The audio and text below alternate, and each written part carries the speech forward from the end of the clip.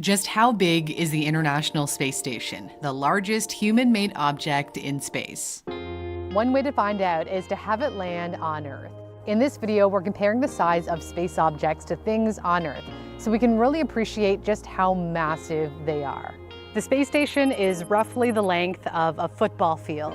For the past 2 decades, over 200 astronauts from 19 countries have lived and done research on our home away from home. SpaceX made history in 2020 by sending astronauts to the ISS aboard the Falcon 9, the first private spacecraft to go into orbit.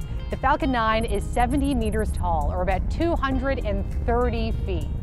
What's impressive about the Falcon 9 is that the booster returns to Earth and can fly again, greatly reducing the cost of spaceflight. This rocket is also being used in the near future to try to protect Earth from dangerous asteroids. It will carry a piece of NASA technology that will attempt to slam into an asteroid's moon. The government agency wants to see if it can change the trajectory of Dimorphos. The largest to pass by Earth in 2021 was asteroid 2001 FO32. How big was it? Here in Toronto, it's comparable to the size of the CN Tower. Luckily, the asteroid passed us by a safe 1.25 million miles, 2 million kilometers away.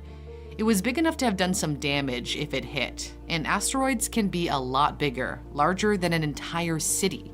45 Eugenia has a diameter of 133 miles, or 214 kilometers. In case you don't want to be around if an asteroid of any significant size hits Earth, SpaceX is developing Starship to take people to Mars.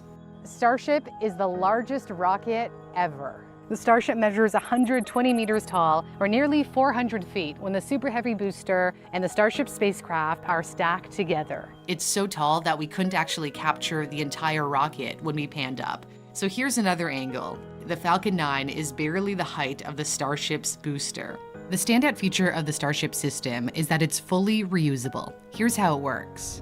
Starship is lifted into orbit by the Super Heavy booster, which then comes back to Earth. It meets up with another Starship, configured as a tanker, in order to refuel in Earth's orbit before making the long journey to the Red Planet. It could also fly to the Moon in a similar manner. The booster isn't required for the return, since there's no deep gravity well to escape from on Mars. Starship flies solo, fueled by locally produced methane. The dream is to launch and land as often as planes fly.